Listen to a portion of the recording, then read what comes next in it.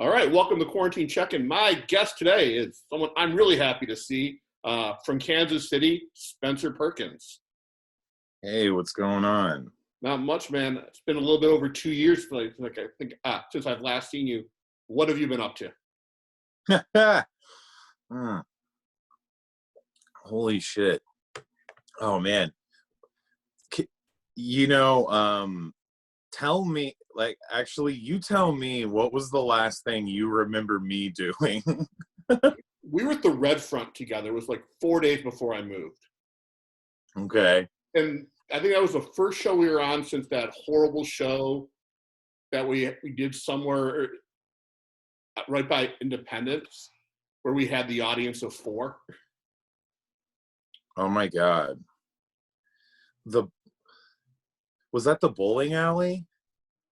No, it might have been. It was in a strip mall, and it was you, me, the character, James, whatever his name was, Alan Moore, and maybe one other comic. It was run by people who had no business running a comedy show.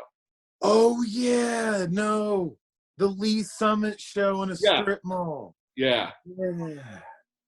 Yeah, that was awful and I loved it. Oh, it was terrible. Yeah. Yeah, we got to do I got to do 20 minutes for one really enthused crowd member and then a bartender that would turn around and roll her eyes every once in a while or something. Yeah, that one enthused crowd member was my boss at the time. Yeah, it was your boss. Yeah. What I like best about the show is when you went up, you did this whole thing about your rider for it, and you're like, no audience, paying for beer. It was so fucking funny, and you could just see the look on the promoter's face, like, what the fuck? He's just ripping on the show and the venue. Oh, man. Yeah. Oh man, I miss shows I miss any show. What? Me too. My last show was early March. And early March. Yeah, it was a packed room, and I'm pretty sure I could have had the virus by that point. Just, so many comics touching the mic. The room was small, but everyone is packed together. It was just an incubator for the whole thing. I can't even remember. When did we stop doing mics?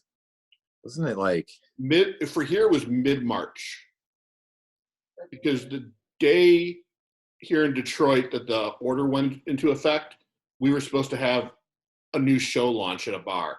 And I was really fucking excited about it because we had 50 tickets downloaded and we were just going to pack out the room. Wow. I was I think we shut down in February. I can't remember. I was we stopped doing shows. I feel I haven't done comedy since February, maybe. Wow. I think we would have gone, well, we're all the comedians here are just itching to go back just by looking at our posts. But if it was in February, I think we'd all be a lot more depressed than we are now. Yeah. Yeah, it's not looking good for us. Well, it's interesting. I saw the Kansas City Comedy Club doing live streams for a while. Were you part of any of those? No, man. I'm not. This is. I know this is a podcast, so I don't know. Yeah, me and the guy, the owner of the comedy club, are not friends. Okay. So I would never do anything for him.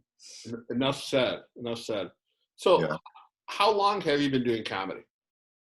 I'm in year 5 now. I feel I'm on pause. We're all on pause. Have you been doing any of the virtual mics? Oh yeah, I've been doing shit. I just I've probably written 30 new jokes for joke competitions. And then I've tried out doing comedy in my room with my girlfriend taping me, which the improv stuff is fun.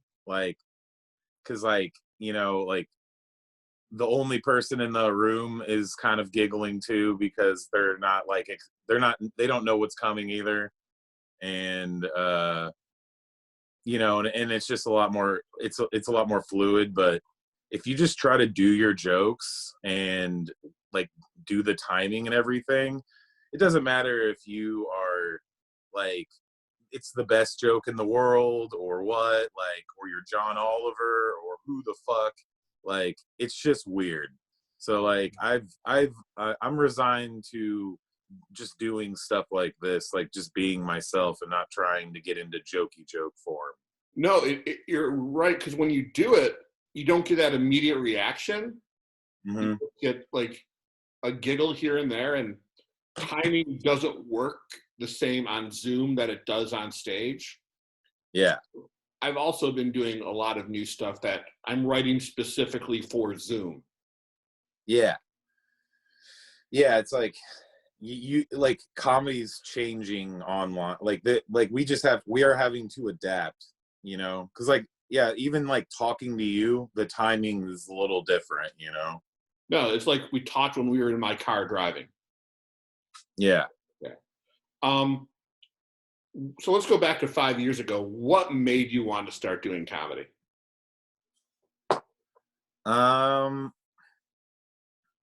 It was like everything in my life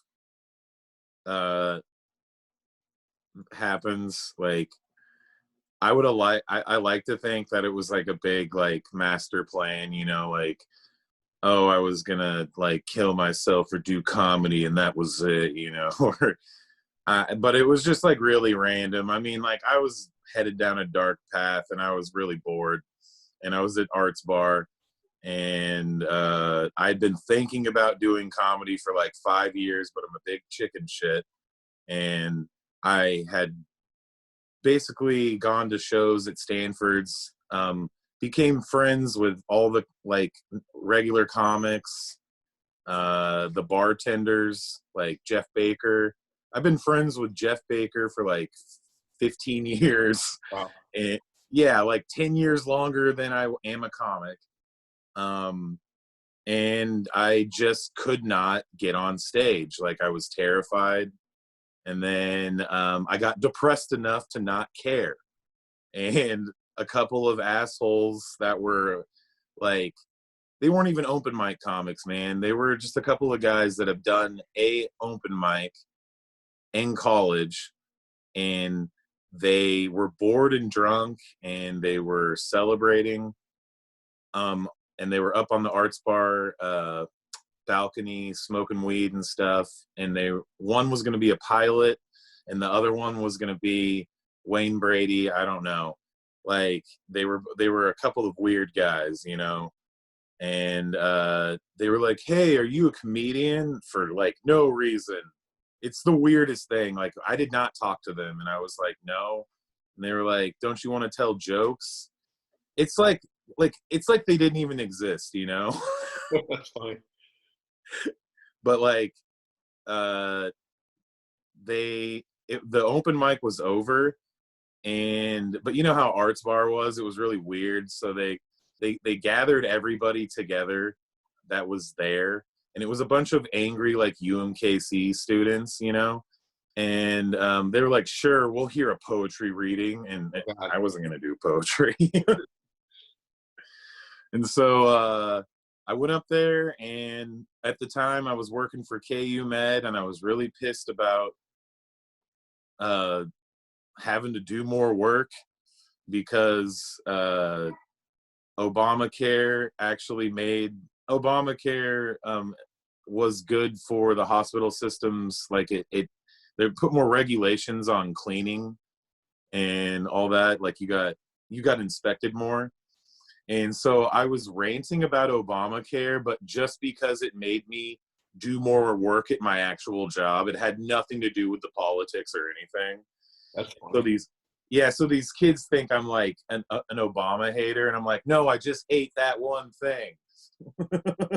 Because it's making you do more work. That's a great insight right there. That's funny as fuck.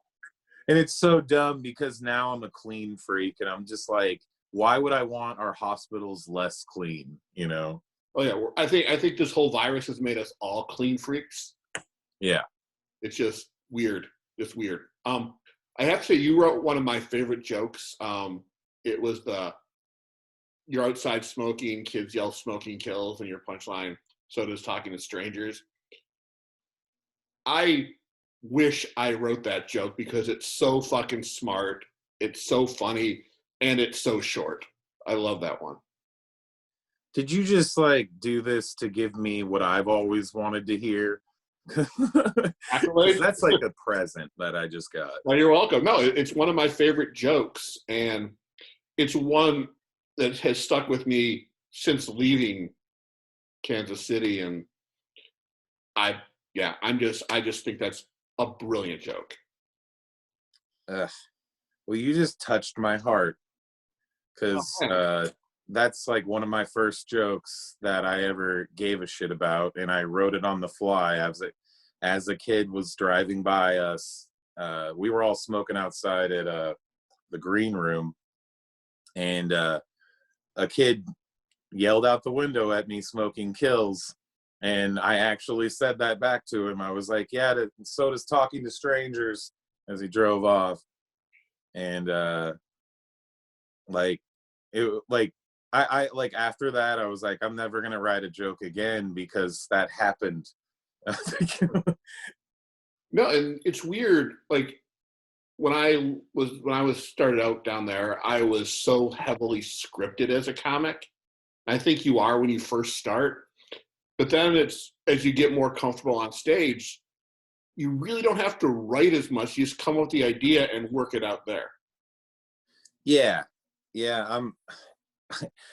We've lost that ability to do, but that's how I used to do a lot of my comedy. Is I did a lot of my writing at the open mic. Like they say to write every day. Well, that's where I did it, and that's why I hit an open mic almost every single fucking day. You know. And now it's like, okay, well,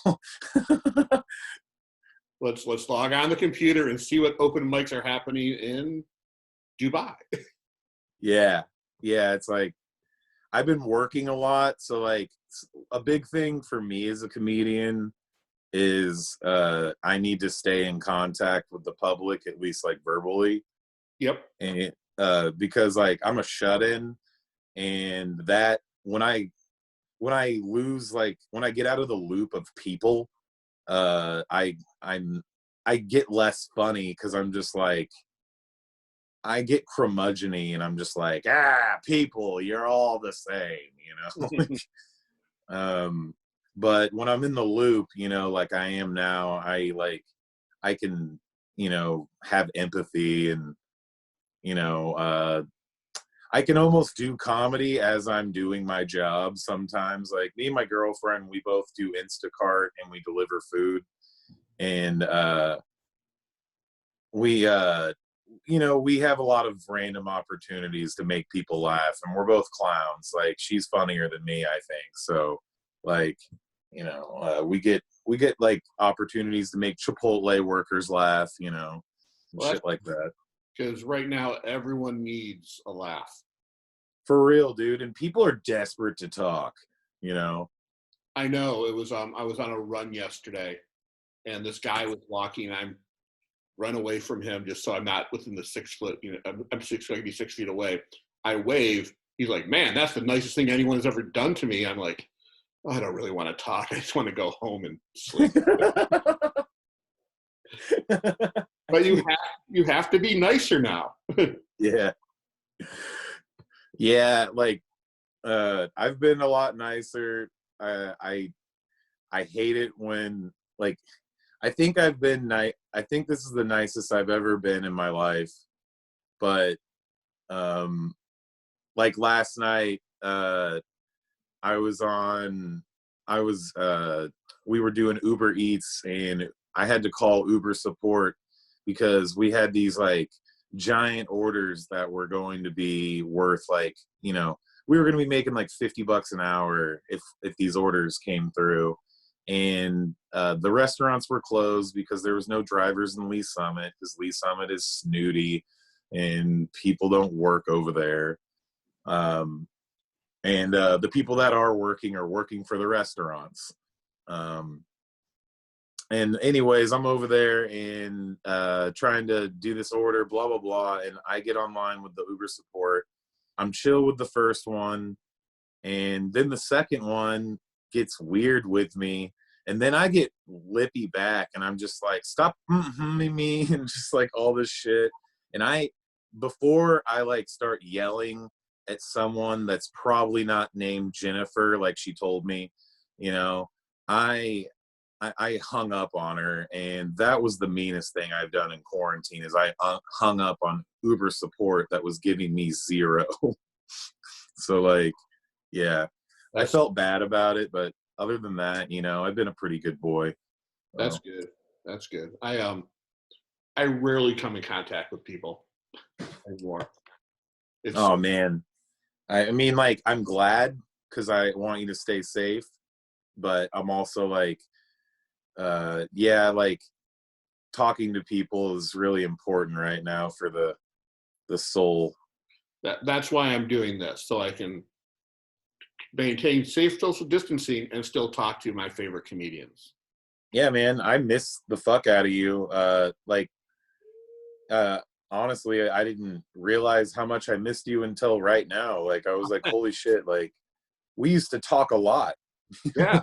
I mean, I Yeah. love the Kansas City scene, and I was hoping to actually come back there this summer and do a bunch of shows. Yeah, and that would have been great because I was like, me and like Steven Taylor and Aaron Naylor, like we all have like a bunch of shows for you to do whenever it's available. I was actually supposed to be on a show with Aaron right as all this hit up here. Yeah, Naylor was doing his tour, Yeah, and earlier, like a few weeks before all this hit, I was on a show with Ben Huseman, Celeste Torrance, and Sean Brennan. Oh, the Huseman!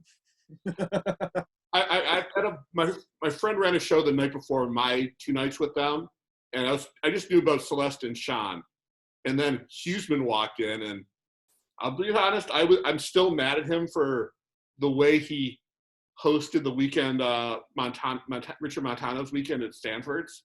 Oh my god, dude!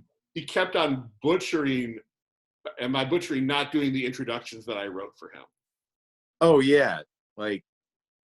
That was so like how many times have you met Ben? I met him a bunch of times after the shows at Stanford's, and one of my favorites was at the Arts Bar where he was so fucking drunk hitting on this girl, and this girl wanted nothing to do with it. My girlfriend is over here eating cinnamon rolls and shaking her head yes, because that's exactly who he is, and he's done it to her. And he's done it to every woman. He does it really weirdly. He said to her, "Hey, if Spencer ever dies, I will take you out on a date or whatever." It's great that he is waiting. That he is pre-asking her and not even letting her mourn. Yep, it's like I will be there waiting. And it's like, dude, like, do you ever hear yourself talk? And it's like I'm so glad. I'm pretty sure he doesn't drink anymore. No, he doesn't. But like, yeah, like, cause he's a good guy when he's not drinking, man. Here's the thing: he has gotten so much funnier since I last saw him. Mm-hmm. Like when I first saw him, he did not have any jokes. No, he was a theater actor. And now he has a really good set. I thought he did a good job hosting the shows that they all did here. And I never met Celeste before. I thought she was funny, and Sean is still as great as he always has been. Yeah, Sean's really funny. Celeste is great. I was like, I haven't seen Celeste since probably one of the last few open mics. I cried driving by the Rhino because I skipped the very last Rhino mic that I could have done, like thinking that comedy was always going to be there and like it was never going to go away and it was disposable. And I drove by the Rhino, and I remembered that I skipped 1 week, and then the next week it was all gone. And I just bawled in front of my girlfriend, and she was like, "No, baby, no."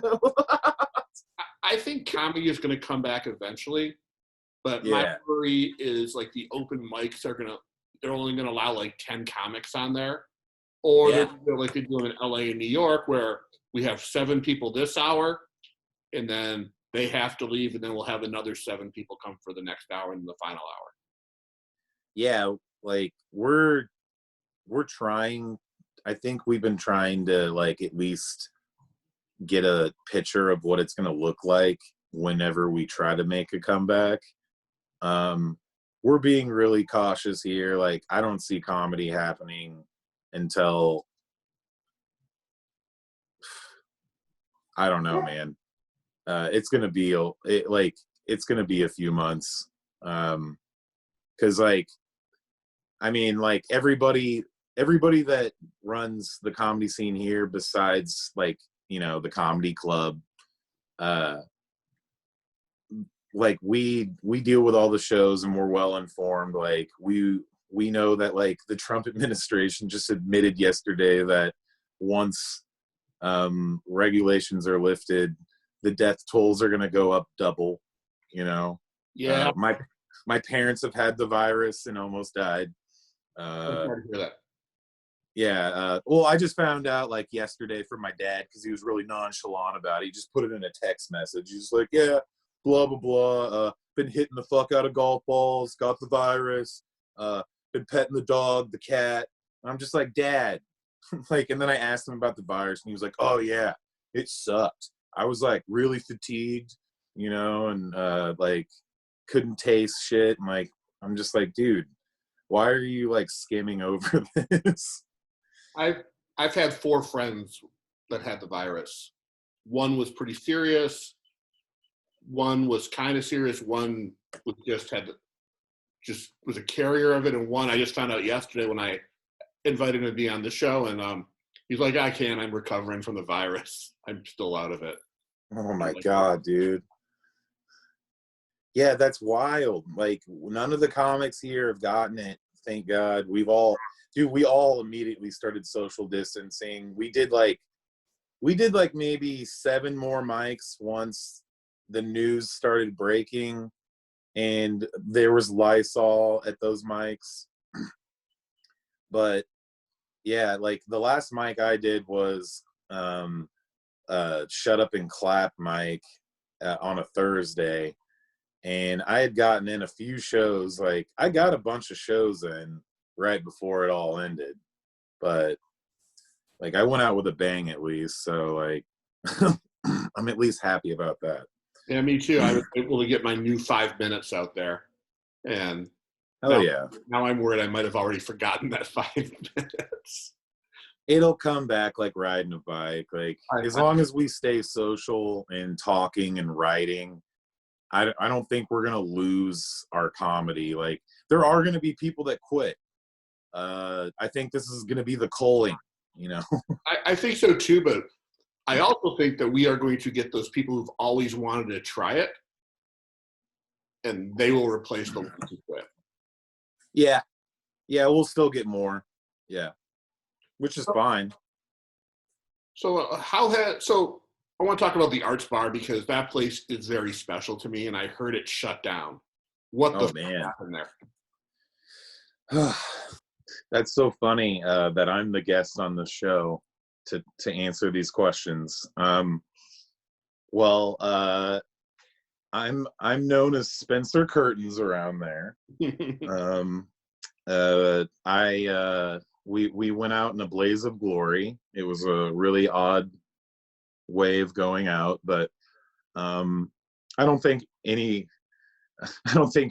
lot of the comics are gonna watch this from the scene, hopefully, but I'm not gonna like get into like all the details, just because like I'm not trying to shit on anybody.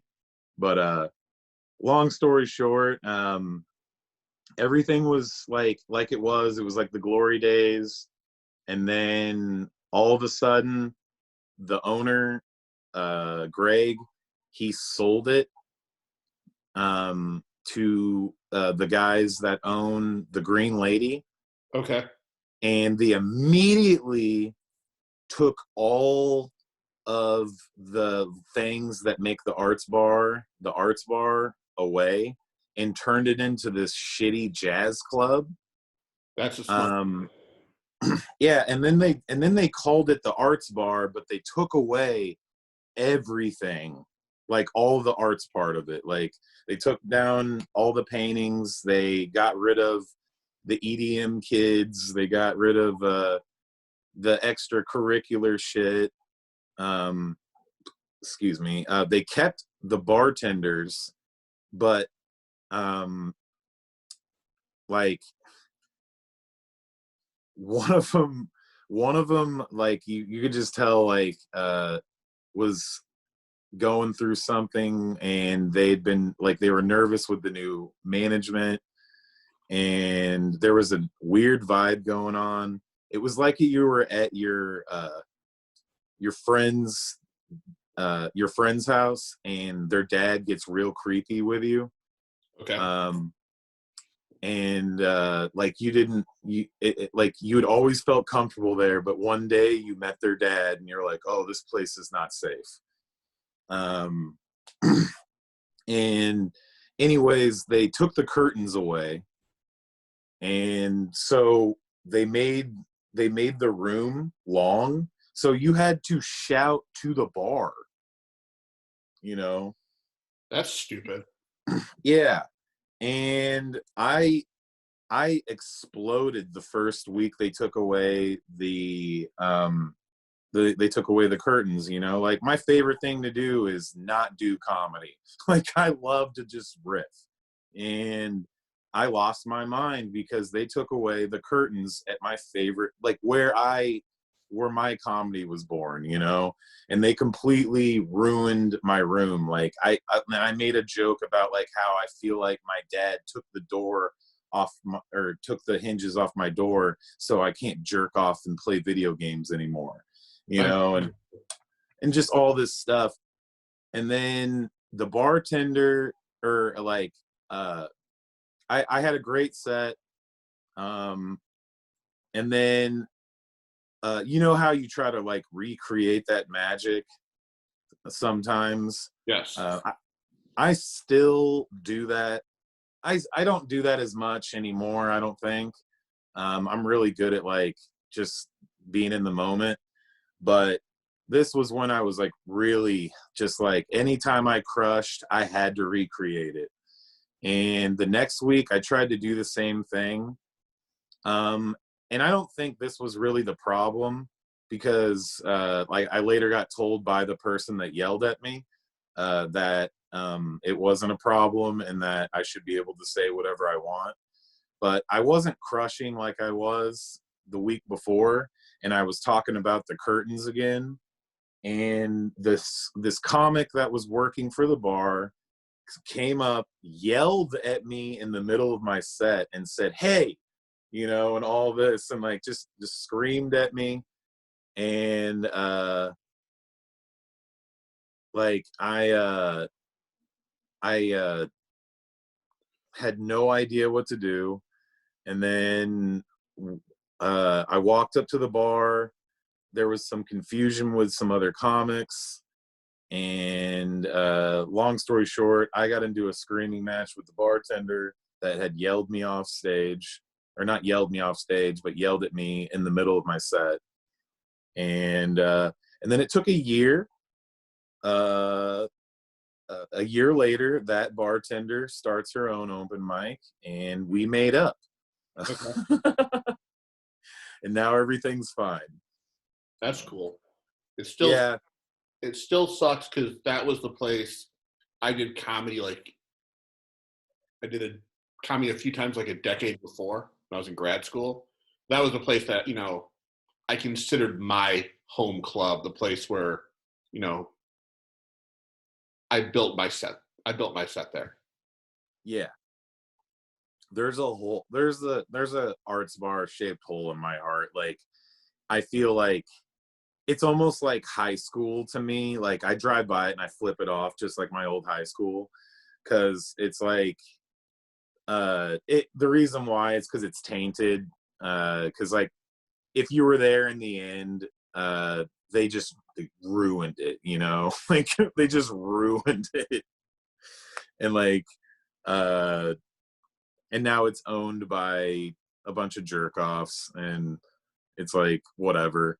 But and so it's like a bittersweet thing, you know. It's like I will always love the Arts Bar. I will always love, like we just did a thread where in the KC comedians Yeah, Facebook. I put something on there about watching Chris Pines do something behind the dumpster. Yeah, the dumpster stuff, and yeah, just all that, you know. It was just like, dude, I don't do drugs anymore, but like holy shit, man, like I did so many drugs there, and I probably drank you know, a lifetime's worth of alcohol, and you know, I don't regret anything. No, Had a great time. it was a fun place, and it kind of ruined Monday night mics for me, because there's one here at a similar type bar, and I figured it would have the same vibe because I'm an idiot. And Yeah. and that might be one of the worst open mics I've ever been to, the one here. Dude, and that sucks because like, you know, like I hate comparing everything to sports because like I'm a football coach's son, but like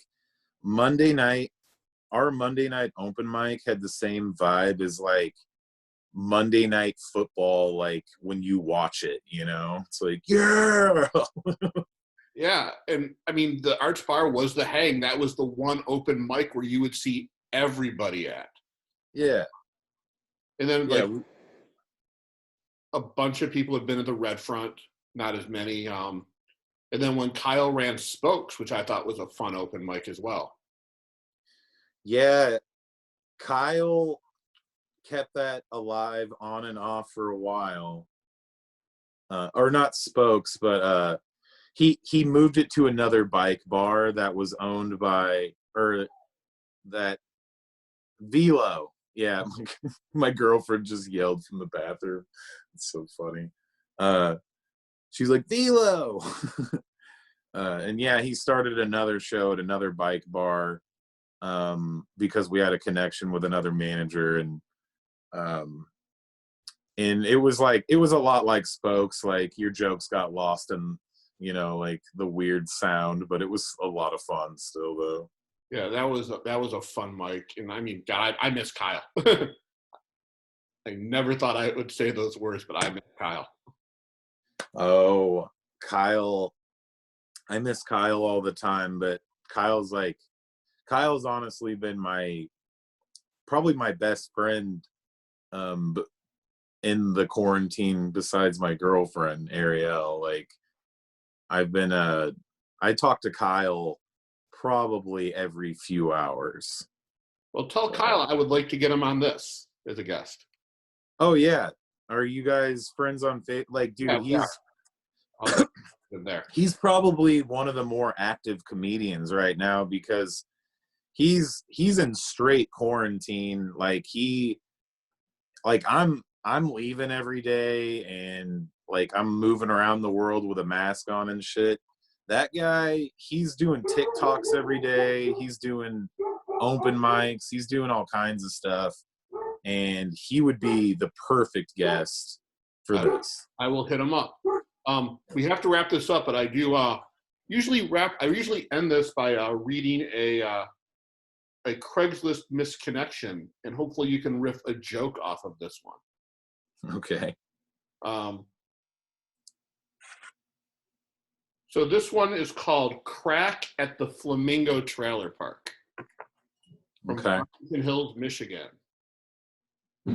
My boyfriend has been talking to people about crack again. He's most likely found these people on Craigslist. I want to know who he's been in contact with. Anyone who has info about Joe in the Flamingo Trailer Park, or he sometimes goes by Gaius or Gaius Publicis Scorpio, especially if drinking. Please come forward. He's a 43-year-old white male in a relationship, but he might say he's single if he's dealing with any of his crack connections. I hope she's just talking like the. I I hope that's his just like his oh god his like what do you call it whenever you have like a fake name. A pseudonym. Yeah, like I hope that's his gay pseudonym and that they're not talking about drugs, that he's just talking about crack. Like he's going after dude crack. I mean, if you're going to a place called the Flamingo Trailer Park, which is about 1.5 miles from where I live. And oh, really? Yeah, the place is just gaudy. They have these 2 giant pink flamingos out front. So I'm guessing you might be right that he is looking for a different kind of crack.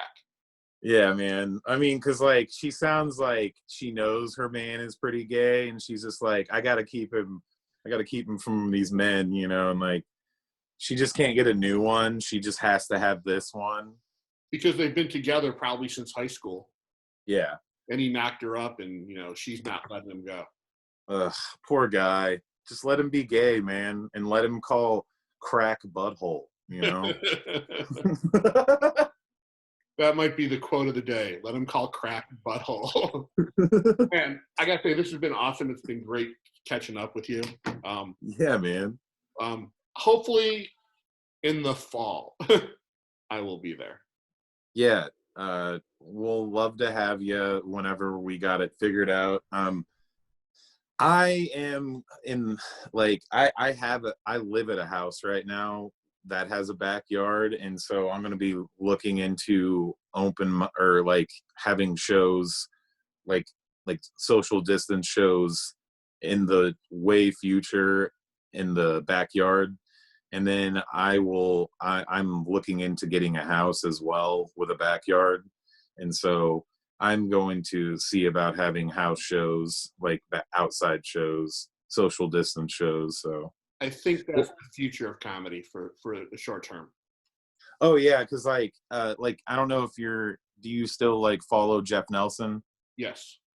Yeah, so Jeff Nelson, he's been doing comedy here and there, but it's all like it's like on the side of a building, like to like 4 people like spaced out in a giant like outdoor place, or he's done it on a sidewalk to passerbyers and stuff. That's smart. I really don't pay much attention to anyone else on Facebook, but I will have to look that up. Thank you so much for doing this. We'll be back tomorrow. We have an amazing guest on tomorrow's show, someone you don't know, this comedian named Brett Hayden, who has created the ultimate show called the Comedy Rumble. 30 comics, 90 seconds each, 1 winner. Dude, that sounds awesome. I want to do that.